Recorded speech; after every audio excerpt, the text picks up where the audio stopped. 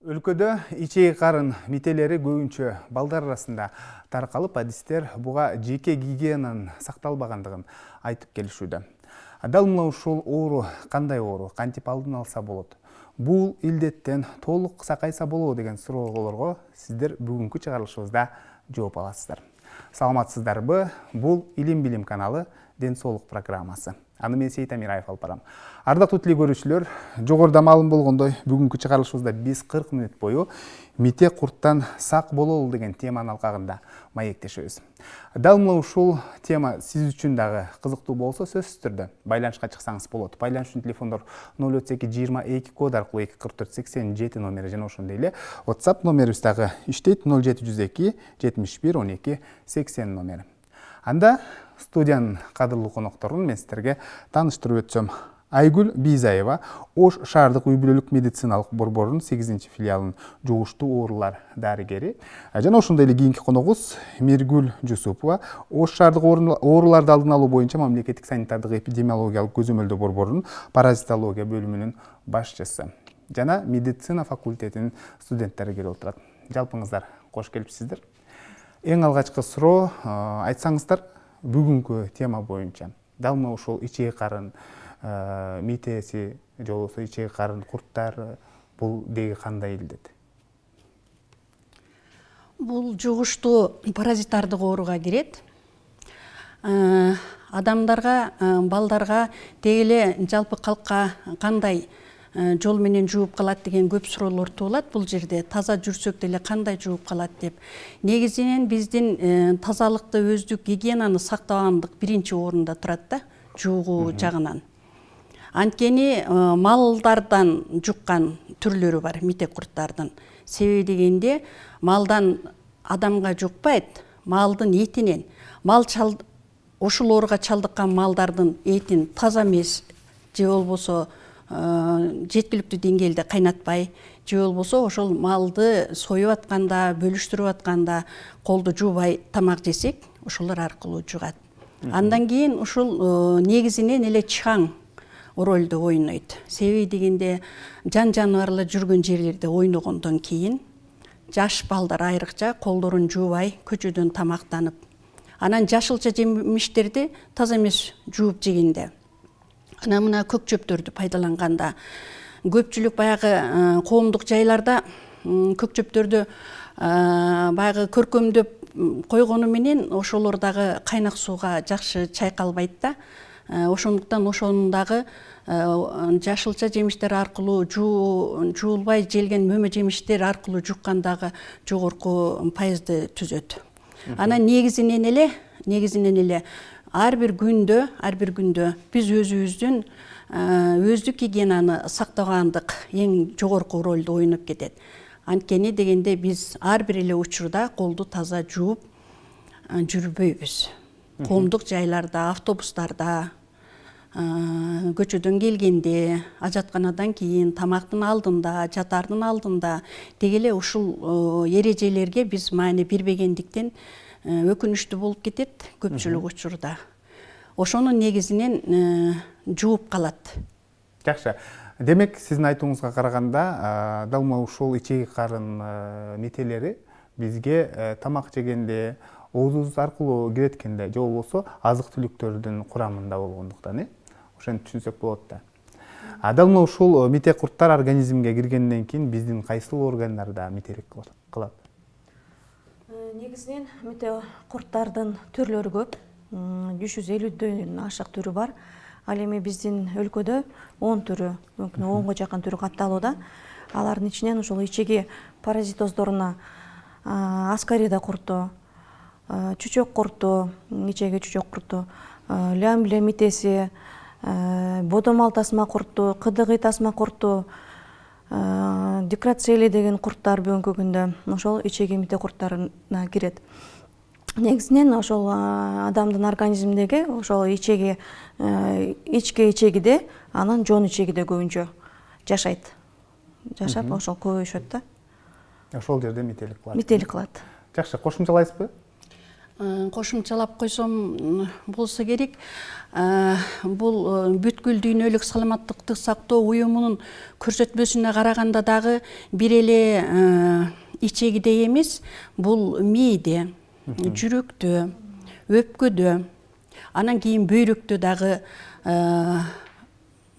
ошол жакта дагы жугуп, ошол жерди дагы жабырткаткан учурлар көп. Муну эми ошол жарандар тиги азыр интернет менен тыгыз байланышта, ал тараптан деле ошол кабардыр болуп атышкандыр. Кошумчасы ошол. Жакшы. Организмде мына ушул мите курттар бар болгон болсо, жогоруда айттыңыз да, бир канча түрлөрүн санап бердиңиз да. Адамда кандай байкаса болот сыртынан карап туруп? Белгилерин айта турган болсок, негизинен адамдын организминде мите курт пайда болгондон кийин, мисалы баланы айта турган болсок, сыртынан караганда мындай терилерине высыпание болушу мүмкүн, ошол майда бүртүкчөлөр чыгышы мүмкүн, беттеринен, колдорунан тактарды байкасак болот. Андан сырткары баланын кыжырлануусу, кечкисин уктоосу начарлайт, сабакка болгон жөндөмдүүлүгү начарлайт, тамакты жеген аппетиттери жоголот. Ооба. Андан сырткары баланын ичи өтүшү мүмкүн. Көптөгөн ошол белгилерден байкаса болот да ата-энелер. Жакшы. Анан адамдан мисалы арыктап кетет го. Бул учурда да курту бар деп түшүнсөк болобу? Сөзсүз түрдө Андан сырткары мындай суроода дагы, мисалы ушул мите курттар организмдеги витаминдердин баарын жеп коет дагы, ал инсан үчүн эч нерсе калбай калат, ошон үчүн алсыз болот деген дагы маалыматтар айтылып жүрөт да. Туура. Ошонун ичиндеги бүт азыктар менен тамактангандан кийин организм аябай ослабление болот, аскандуулукка алып келет, иммунитет түшүп кетет балада.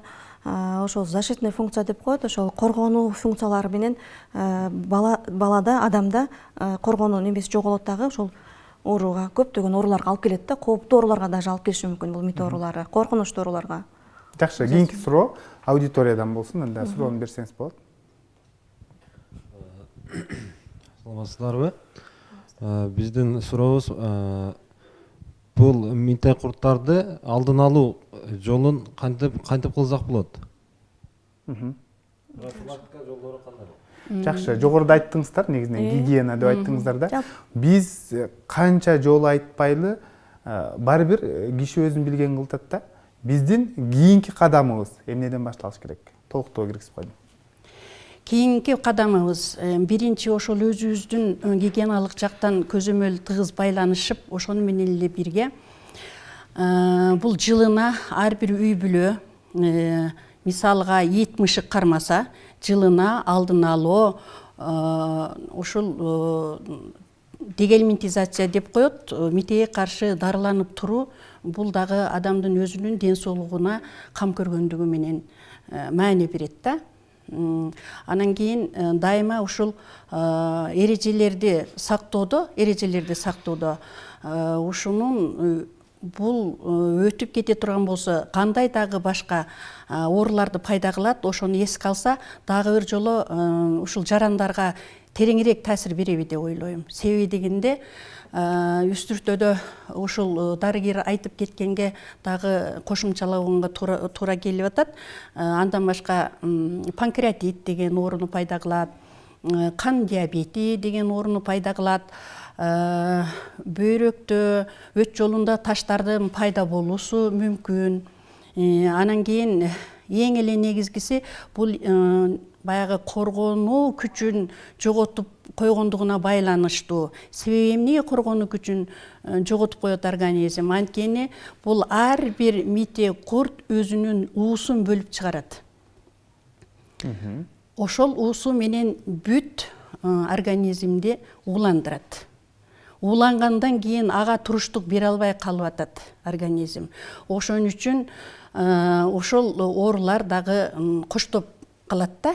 Аскандуулук, витаминдин жетишпегендиги, акыл эске тутуунун начардыгы, тез чарчоо, тегеле ошол өнөкөт оорусуна, астма оорусу, астма.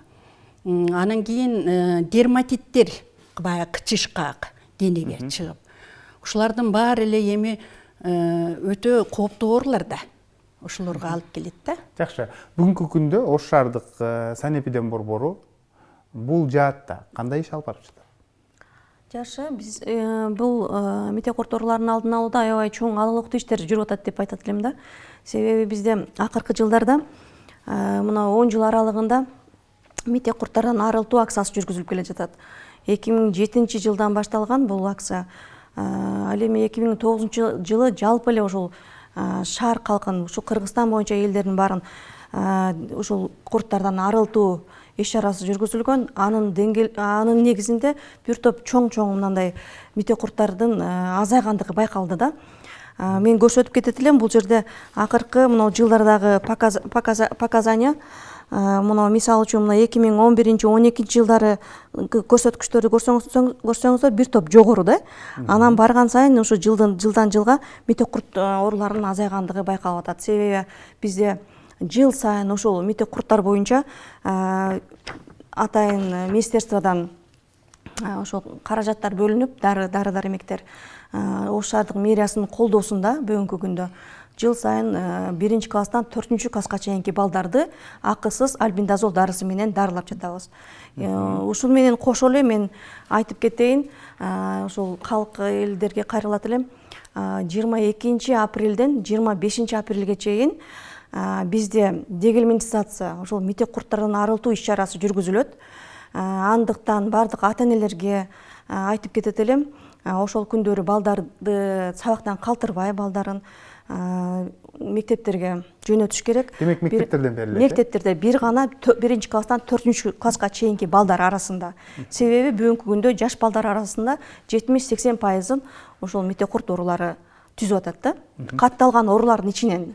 Дары-дармек акысыз берилет? Дары-дармек акысыз берилет. Бул министерство тарабынан бүгүнкү күндө 105 көрсөтмө келди. Анын негизинен Ош шаардык мэриясынан 41 токтом чыкты. Бул боюнча азыр биз аябай подготовительный даярдоо жүргүзүлүп атат. Ар бир мектепте жана медицина борборлорунда, медицина үй бүлөлүк дарыгерлер борборлорунда алдын алуу иш чаралары жүргүзүлүп атат, түшүндүрүү иштери жүргүзүлүп атат. Айгүл айым, айтсаңыз, эмне үчүн балдар арасында бул ооруга чалдыккандар көп кезигет? Бир гана өздүк гигиенабы же болбосо дагы бир себептер барбы? Туура суроо берилди. Бул балдардар эмнеге көбүрөөк ооруйт? Анткени балдар деген бул алны кармаса болбойт. Бул деген булганыч, ал деген чаң дегенди биринчиден түшүнбөйт. Экинчиден булардын организми, мисалга ашказан кычкылынын төмөндүгү дагы таасир берет. Себеби дегенде ашказан кычкылынын төмөндүгү бул мите курттардын жумурткасын жутуп алганда, аба аркылуу, суу аркылуу, тамак аркылуу жутуп алганда ашказандын кычкылынын төмөндүгү таасир берет. Себеби дегенде ошонун таасири менен өлөт. Булар деген бир эле мите курт 1000ден 3000ге чейин тукумтуйт.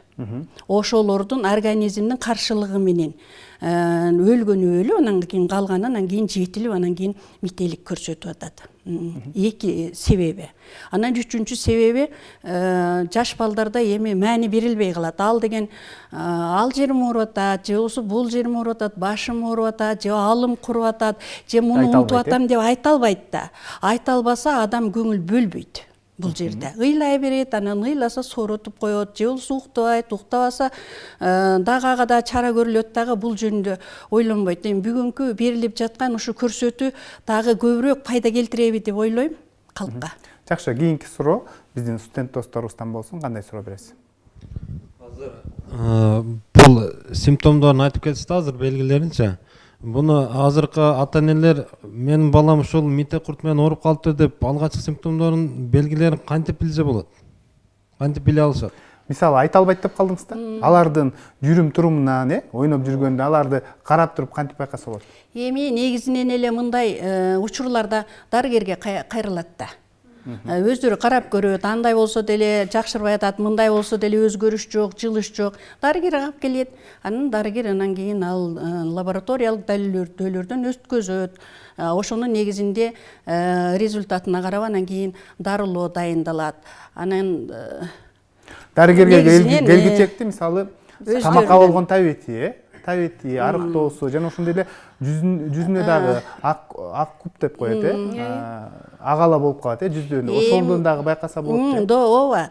Ал дароо эле жукканда эле мите курт ичине түшкөндө эле жукканда эле пайда болбойт. Бул деген ол кечирээк анан кийин белгилер пайда болушу мүмкүн. Жакшы. Анан эл арасында бул мите курттар жаз мезгилинде көбөйөт деп айтылып калат да. Ушул учурда сөзсүз түрдө ар бир киши дарыланыш керек деген дагы маалыматтар айтылып жүрөт. Мунун канчалык деңгээлде чындыгы бар? Эми бул мындай да, негизинен бизде азыр ошо министерство тарабынан деле баягы дары берип атат. Жаз күз кылыпчы деглимитизация. Эми ошол мезгилде мите курттардын бир периоддору болот буларда дагы. Эми баягы биздин медицинанын немесинде, илиминде ошол жаз күздөрү аябай көбөйөт деп айтылат да. Эми ошол мезгилде мен балдардан айта турган болсом, эми жазда баары сыртка чыгып ойношот, айлана чүрө менен байланышта болот. Ошол мезгилде көп жугузуп алышат да, ошол топурактан в основном геоглиминтоздор, мына аскаридоз деген оорулар, аскарид оорулары в основном ошол топурактан кетет. Анан жаз мезгилинде көп жумурткалайт дегенде ачымы? Эми ал боюнча эми анын немеси жок, байкындайчы, качан гана организмге киргенден кийин анан жумурткалайт да, кайсы мезгилде киргенин биле албайбыз да. Эми күз мезгилинде в основном ошол жумуртка түшүп калган болсо, жаз мезгилинде уже байкала баштайт да балдардачы. Өнөгү өсүп, ичегиде. Анан уже сыртка чыга баштайт. Жакшы, бизде байланышта көрүүчүбүз бар экен, анда кабыл алып түз эфирге алып чыгабыз. Саламатсызбы? Кош келипсиз. Кандай сурооңуз бар? Урматтуу көрүүчү, биз сизди угуп жатабыз. Сурооңуз болсо берсеңиз болот.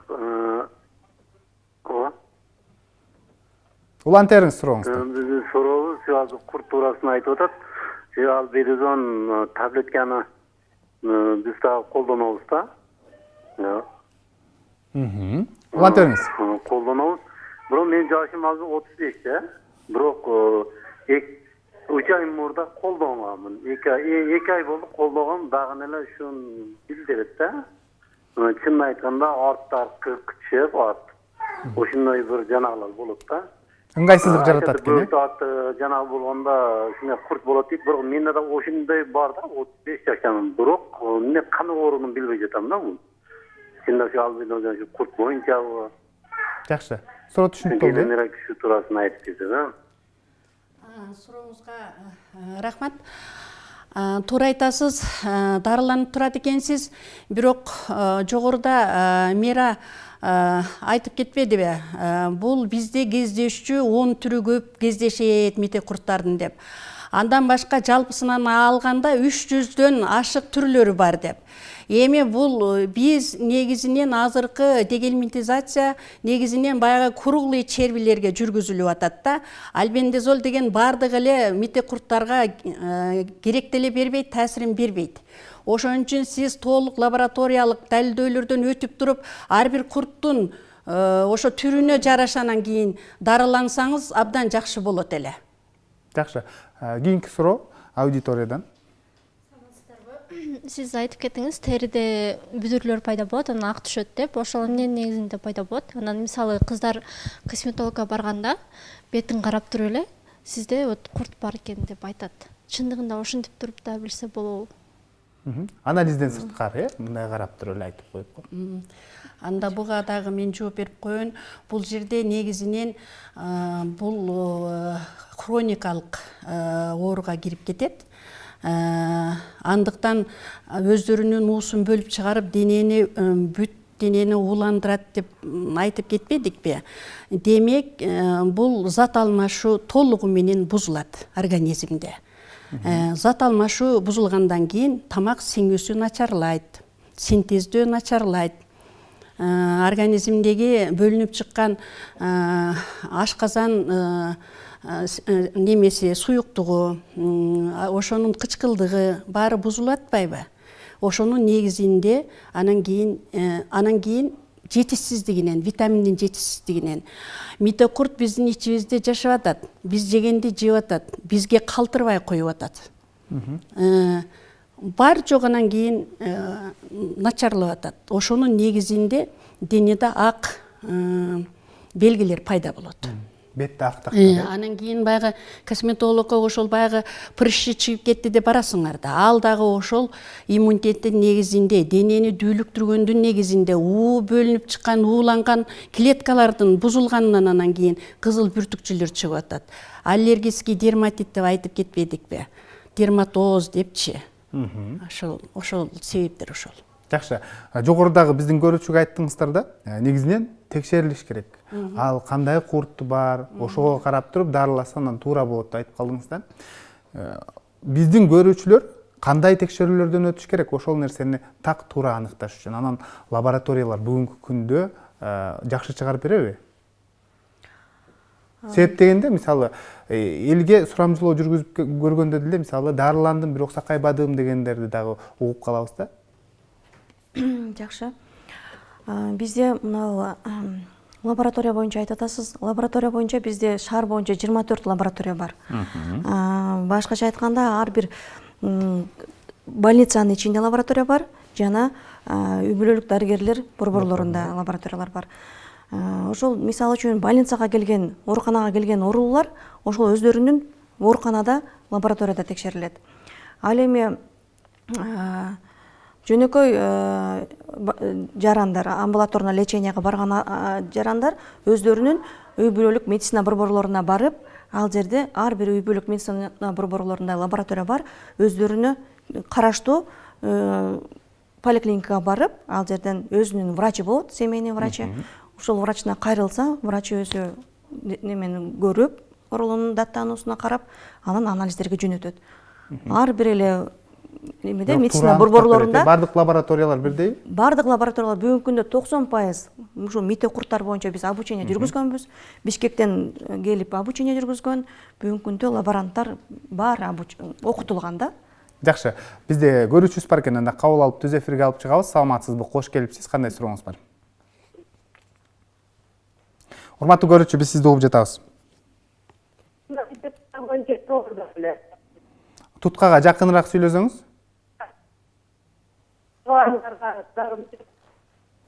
Үнүңүз жакшы угулбай атат, урматтуу көрүүчү. Бизден алыстап кетти. Негизинен адистер жакшы деп калдыңыз да. Ошол эле учурда бизде медициналык жабдыктарды дагы эске алыш керек да. Анан жакынкы арадан бери эле көпчүлүк элдер маалыматтуу болуп калды. Себептен де бүгүнкү күндө кандан дагы ушул ичеги карын курттарын байкап жатат деп. Бул боюнча да айтып берсеңиздер. Айгүл айым. Эми бул лабораториялык далилдөө туурасында сөз жүрүп атканда көпчүлүк калк ошол чыкпай атат, таза чыгып атат деп калышат. Мунун бирден бир себеби мындай заңдын анализин тапшырганда микроскопия жолу менен аныктайт. Чыкпай калганынын себеби бул митокурт өзү тукумдайт. Тукумдабаган мезгилде анализден чыкпайт. Ал тукум бул жетилиш үчүн 15 күндөн 1,5 айга чейин болуш керек. Ошонун аралыгында же жаңы тукумдаган болсо, ошо микроскоптон көрүнбөй калышы мүмкүн. Биринчиден. Экинчиден, муну ар бир эле дарыгер түшүндүрүп айтат, аны туура анализди туура алып, анан кийин барыш керек лабораторияга. Эми байгы медицинада ар бир нерсе майда болгону менен маанилүү, ошол заңды аларда деген ар жеринен аралаштырып, анан кийин бир кургап калбас үчүн лабораторияга жеткичекти кургап калса, ал жумуртка шамалдан, күндөн өлүп калат да жеткичекти лабораторияда. А лаборанттар көргүчөктү дагы өлүп калат. Себебинде кургап калат да, ошондо чыкпай калат. Ал үчүн заңдын анализин өзү 3 жолу кайталап тапшырылат да. Эрежеси ошондой. Демек, ошол лабораторияга барып, ошол жерден тапшырыш керек, тапшырыш керек. Анан лаборант дарыгерлер дагы 2 саатка калтырбай алып барыш керек. Дароо текшерип, текшерүү көп сактап койсо так аныкталбай калат. щелочтар бар, туздар бар, ошол немени баягындай Бүгүнкү күндө медиктер ошону эске алабы? Мисалы сиздер санэпиден борбору сиздерге деле тапшырат, Ооба, бизге тапшырышат, бирок биз ошону түшүндүрүп айтып, бүгүнкү күндө ошондой неме менен алып атабыз да. Түшүндүрүштөрүн жүргүзөбүз, айтабыз келгенде, бизге кайрылганда дарыгерлер жөнөтүшөт, дарыгерлер ал жерден түшүндүрүп айтып, бизге жөнөтүшөт да. Биз ошол жайынан алабыз. Жакшы, мындай деген суроо келиптир. Саламатсыздарбы? Бүгүнкү күндө чындыгында дарыгерлер айткандай дейт, окуучуларга дары-дармек берилет дейт, куртка каршы дейт. Бирок мугалимдерге да бергиле десе, мугалимдерге берилбейт дейт. Биз ошолор менен дайыма байланышта болуп, дептерлерин текшерип дейт, ошолор менен иштейбиз дейт, колдорун кармап дейт. Балким бизге деле жугуп калышы мүмкүн да, же бизге жукпайбы деген дагы суроону калтырыпты да, чындыгында жакшы суроо экен. Эми бул боюнча бизде министрлик тарабынан баягы буйруктар негизинде иш алып барабыз да, көрсөтмөнүн негизинде. Анан ал боюнча деле биз барган мезгилде беришет мугалимдер. Эми бул боюнча дагы биз жогору жакка билдирүү жөнөтөбүз буюрса. Анан эми негизинен ошол балдар арасында көп катталганына байланыштуу эпидситуацияга карап туруп, ушул балдарга берилип атат да бүгүнкү күндө. Жакшы. Анан дагы буга тастыктама айтып кете турган болсок, эгерде куртту дарылай турган болсо, мисалы бир үй бүлөдө бир адамда ушундай курт мите курту чыккан болсо, бардыгы текшерүүдөн өтүп, бардыгы дарыланыш керек деген да маалыматтар да. Ошол себептен да биздин көрүүчүбүз жогоруда ушул суроону берди көрүнөт. Туура эле, эгерде бир эле үй бүлөдөн бир адамдан чыккан болсо, сөзсүз түрдө калгандары да текшерилип, ошо дарылоодон өткөнү зарыл да. Себеби ошол эле адам менен чогуу жашайт, чогуу бир буюмду колдонот. Эми байланыш бир үйдө болгондон кийин эми колдонуучу буюмдар, эдиш аяктар дегендей болушу мүмкүн да, өтүп калышы мүмкүн. Жакшы, бизде байланышта көрүүчүбүз бар экен. Анда кабыл алып түз эфирге алып чыгабыз. Саламатсызбы? Кош келипсиз. Кандай сурооңуз бар? Уланта бериңиз. Урматтуу көрүүчү, биз сизди угуп жатабыз. Мынау иче карым боюнча мен кече бир фирмадан угуп атасыздарбы? Угуп атабыз. Лимфосания деген кичеш. Жакшы. Суроо түшүнүктүү болду негизинен. Ичеги карын курттарында мисалы бүгүнкү күндө фирманын дарыларын алып ичип аткандар да бар да. Ушул жаатта айтты окшойт. Канчалыктан келди, ал жардам берет? Ал ар бир адамдын өзүнүн укугу. Биз фирманыкын ичпей дебейбиз. Мисалыга фирманын дарысы менен иштеген дарыгерлер бар, иштебеген дарыгерлер бар. Ар бир дарыгердин өзүнүн позициясы бар, өзүнүн оперативности бар, өзүнүн планы бар, өзүнүн эрежеси бар. Буга менен аны ичкенде эле зыяны жок. Себеби дегенде фирманын дарылары дагы сертификаты бар, мамлекеттик тарабынан тастыкталган. Ичпей дебейбиз. Жыйынтыгын көрдүңүздөрбү өзүңүздөрдүн бетактарда? Жыйынтыгы менен келип калышат, жакшы болдук деп келип калышат. Жакшы, кийинки суроону берейин. Көрүүчүлөрдүн аябагында көптөн суроолор келди. Саламатсыздарбы дейт. Балам түнү уктаганда тишин кычыратат дейт. Муну дагы биз ичинде курту бар деп билсек болобу деген суроо калтырыптыр. Кыскача жооп берсеңиздер. Ошо тишин кычыраткандагы ошол мите курттун барынын бир белгисин билгизет. Денеге бөөрү жатыш чыкса дагы сөзсүз түрдө анын организминде курт бар деп түшүнсөк болобу? Болот. Аллергиялык чыкмалардын бар жогун ошол күмөн санаса болот.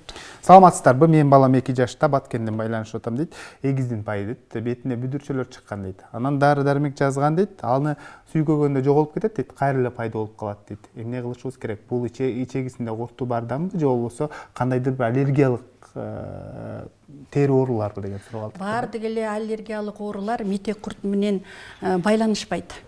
Өзүнчө организмдин дагы баягы кабыл алуусуна аллергиясы фон деп коебуз. Же атасында бар, же апасында бар. Көбүнчө апасында болсо, бала төрөлсө, ошол фон балада болот да сөзсүз түрдө. Анан кийин тамактануу, анан кийин кандай тамактан кийин пайда болду, ону көзөмөлгө алыш керек да. Демек, ооба. Бирок сөзсүз түрдө ичеги мите курттарына текшерилип коюш керек. Потому что аллергияны дагы ошол курттар берет. Кожный заболевание, аллергическое заболевание, последствиясы ошонун негизги булагы болуп мите курттар саналат. Спирт ичимдиктери ичеги карындагы курттарды жок кылабы деген суроо калтырыптыр да. жок кылбайт э? Жок кылбайт. Анан бул күндө эл арасында ашкабактын данегин же деп дагы көпчүлүгү сунуштайт. Бул канчалык деңгээлде жардам берет? Жардам берет. Жардам берет. Себеби тазалайт.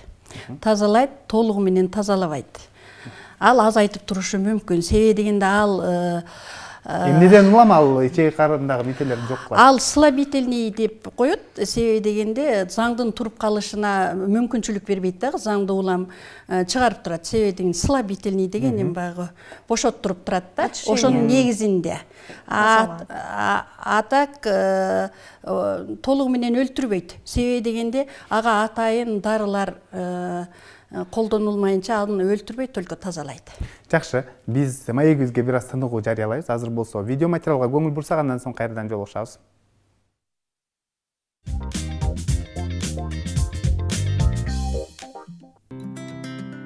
Бактерия – бул көзгө илешпеген майда жандуу организм. Бөлүнүү аркылуу көбөйөт. Бөлүнгөн соң 10-20 мүнөттүн ичинде саны 2 эсе көбөйөт. Бактериялардын таралышына 5 шарт керек. Азык, нымдуулук, жылуулук, убакыт, аба. Бактериялар өзгөчө белок, протеин аттуу азыктарды жакшы көрөт.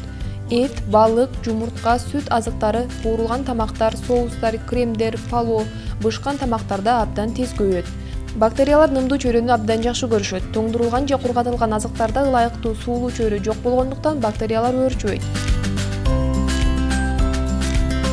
Бактериялар өзүнө ылайыктуу жылуулукту туура сезет. Азыктарды, тамак аштарды муздаткычта сактаган учурда бактериялардын көбөйүшү токтоп турат. Бактериялардын көбөйүшүнө ошондой эле аба керек, себеби жандуу нерселер дем алышат. Мисалы, узак убакытка сакталуучу азыктардын же тамактардын сакталуучу идишинен абаны чыгарып, калай же пластикалык капкак менен жабат. Кокусунан же туура эмес жабылган тамактарга бактерия аба менен кирип, тамак бузула баштайт. Көмүр кычкыл газдар пайда болуп, консерванын капкагы көтөрүлүп, жарылат же капкагы көтөрүлүп, тамак бузулат. Мындай тамактарды ыргытуу керек. Адам өзүнүн ден соолугуна зыян келтирбеш үчүн тамак ашты пайдаланууда төмөнкү эрежелерди сактоосу керек. Сүттү сөзсүз кайнатуу зарыл, себеби чийки сүттө микробтор бар. Сүттү кайнатканда микробтор өлөт. Этти мүмкүн болсо мамлекеттик дүкөндөн сатып алуу зарыл. Же санфраштын тамгасы коюлган этти алса болот. Ачык, шарты жок жерде даярдаган тамактарды албаш керек. Муздаткычты тез-тез тазалап туруу зарыл. Антпесе анын ичинде калган артыктар, калдыктар сасып, чирий баштайт. Муздаткычтын температуралык даражасын көзөмөлдөп туруу керек. Антпесе муздаткычтын температурасы алмашса, тамактар тоңуп же нымданып, акыры бузулат. Артып калган тамак аштарды муздаткычта эң көп 2 күн сактаса болот. Анткени 2 күндөн кийин тамактагы микробтор көбөйө баштайт.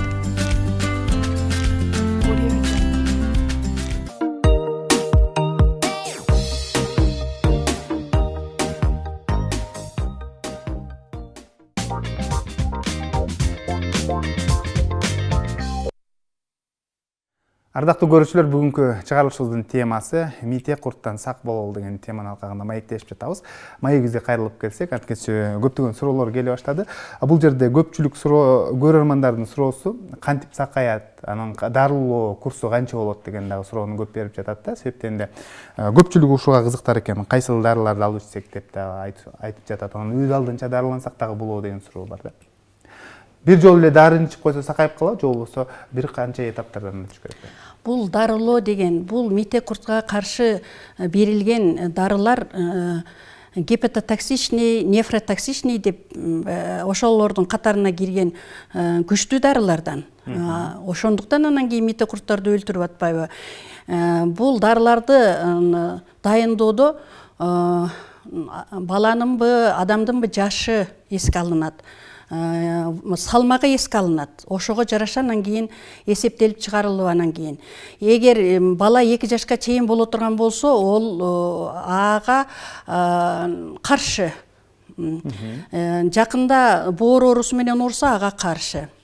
Астмасы болсо ага каршы. Эми ар бир эле дарынын терс таасири берилет, ошого карап анан дайындалат. Метадын организмине карайсыздар экен. Организмине айтып атабыз го ошол. Ошол дарыга аллергиясы жокпу? Жакында боор оорусу менен ооруган жокпу? Салмагы канча килограмм? Жашы канча? Мисалга 1 жаштагы балдарга берилбей турган дарылар бар. 2 жашка чейин берилбей турган дарылар бар. 6 жашка, 4 жашка чейин берилбей турган балдар бар. Ошолор эске алынат. Дагы кошумчалап кетейин. Курттардын түрү көп деп атпаймынбы? Курттардын ар бир куртка өзүнчө лечение кетет, дарылоо. анын бир эле дары менен баардык куртка деп өзүнчө лечение кылган болбойт. Биринчиден текшерилип, кайсыл курт экенин түрүн билип туруп, анан дарыгерден туура дарылоону алыш керек да. Жакшы, биздин 5 мүнөт убактыбыз калды. Сурооңуздар болсо берсеңиздер болот. Саламатсыздарбы? Сиздер жана айтып кеттиңиздер, бул мектеп окуучуларына текшерилип турат дедиңиздер, митте курушка каршы. 1-класстан 4-класска чейин бекер дедиңиздер. Ал эми бул бала бакчада кандай чара колдонулат? Ал жакта дагы текшерилеби?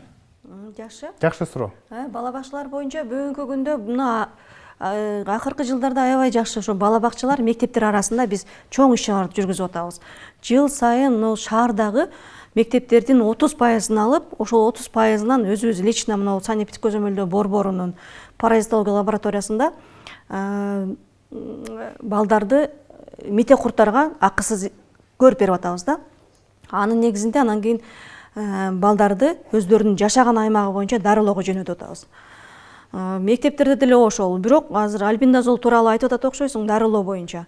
Баягы мите курттардан арылтуу боюнчачы, бул боюнча бизге пока показания келе элек. Бизде бир 13-14 жылдары ушул мектептер арасында, детсадтар арасында жүргөн. Бүгүнкү күндө азыр детсадтар арасында биз көрүп, аныктап атабыз, жайында дарыгерлер өздөрү дарылап атат. Жакшы. Кийинки сурооду берсеңиз. Саламатсыздарбы? Биз ошол дарыланбасак, бул оорунун аягы эмнеге алып барат? Кабылдоосу. Кыскача жооп бериңиздер. Кабылдоосунда бир эле мисалды айтып коеюн. Мына Аскарида мисалыга астманы пайда кылгандан кийин астмадан айыгыш кыйын го.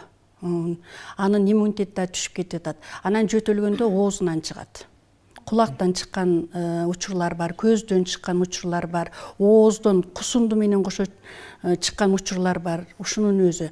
Анан кийин аппендицит деп коебуз го, сокур ичеги сезгенип деп. Ошол жерге дагы ошол мите курттар чогулуп алган үчүн ошол жерде анан кийин сезгенгени пайда кылып, сокур ичегилердин көпчүлүгү ошол мите курттардын да. Панкреатит деп коюп атпайбыз, башказан безинин алдындагы. Анан кийин дерматит бул айыкпайт, көпчүлүк мезгилдечи айыкпайт.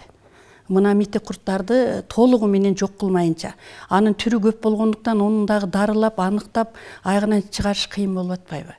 Ошонун баары ошо кыйынчылыкты туудурат да. Кийинки суроо мындай, кыскача жооп берсеңиздер. Саламатсыздарбы? Ротобиотик, алахол, альбендазолду алып иштик дейт. Бирок анализ тапшырсак, кайра эле көп деп чыгып атат. Эмне кылышыбыз керек деген суроо калтырыптыр да. Бул дагы дарыгердин кеңеши менен ичкен. Көзөмөлдө болуш керек, улантуу керек көзөмөлдө. Улантыш керек экен да. Демек, мындай түшүнсөк болобу, ушул көрүүчүдөн кийин бир жолу дарылангандан кийин сакайып кетиши мүмкүн эмес. Ар бир дарынын өзүнүн курсу бар. Дарылоо курсу бар экен. Повторит, кайталоо. 14 күндөн кийин, 20 күндөн кийин, 1 айдан кийин деген. Ошондо жалпысынан канча убакыт керек? Ар бир ооруга, ар бир мите курттун түрүнө жараша курсу аныкталат. Ушул эле суроо мындай келиптир Аксыдан. Саламатсыздарбы? Лямбиля бар деп чыкты, үй бүлөбүз боюнча дейт. Дарыландык дейт. Ал ичегиге жабышып турабы, кетпей атат. Анан жүзүбүзгө дагы ушундай актактар пайда болуп калды деген суроо. Ал жөнөкөй мите курттарга кирет. Ал деген өт жолдорунда көп болот. Көп ал жерде тамактанат, ошол жерде жашайт, ошол жерде көбөйөт, ошол жердин чөйрөсү жагат лямбиляга. Анан кийин ичегиде, анан ооз көңдөйүндө болот. Ошон үчүн аларга 3 цикл лечение алыш керек. Көбүрөөк убакытты талап кылат. Жакшы, анан соңку суроо. Дары-дармектерди кайсыл жактан алабыз дейт, чоңдор дагы сатып алсак болобу? Анан кимдерге көрүнөбүз дейт. Ушул боюнча кыскача 1 мүнөттөгө. Бул эч кандай деле таң калууну талап кылбайт. Дары-дармектерди көргөн дарыгери аныктап, анан кийин жазат. Кимдерге көрүнүш керек? Азыр кээ бир мисалы элет жериндегилер билбейт экен. Өзүнүн дарыгерлери бар. Үй бүлөлүк дарыгерлер борбору деген ар бир өзү каерге барып жүрсө, ошол жерге кайрылыш керек. Жакшы, ардактуу теле көрүүчүлөр, бүгүн бизде конокто Айгүл Базиева, Ош шаардык үй бүлөлүк медициналык борборунун 8-филиалынын жугуштуу оорулар дарыгери жана ошондой эле кийинки коногубуз Миргүл Жусупова. Ош шаардык ооруларды алдын алуу боюнча мамлекеттик санитардык эпидемиологиялык көзөмөлдөө борборунун паразитология бөлүмүнүн башчысы болду. Жана ошондой эле медицина факультетинин студенттери, сиздерге рахмат айтабыз. Атайын убакыт бөлүп, жалпы теле көрүүчүлөргө жакшы маалыматтарды айтып өттүңүздөр. Аябагандай көптөгөн суроолор сөзсүз түрдө эфирден сырткары жооп бересиздер деген ойдомун. Кийин чакырсак келесиздерби? Келебиз. Мен да калыптырчылык каалайм, орушпасын. Жакшы. Ушун менен Илим жана билим телеканалынын ден соолук программасы өз соңуна келип жетти. Аны мен Сейит Амираев алып бардым. Кайрадан эфир аркылуу амандашканча сак саламатта туруңуздар.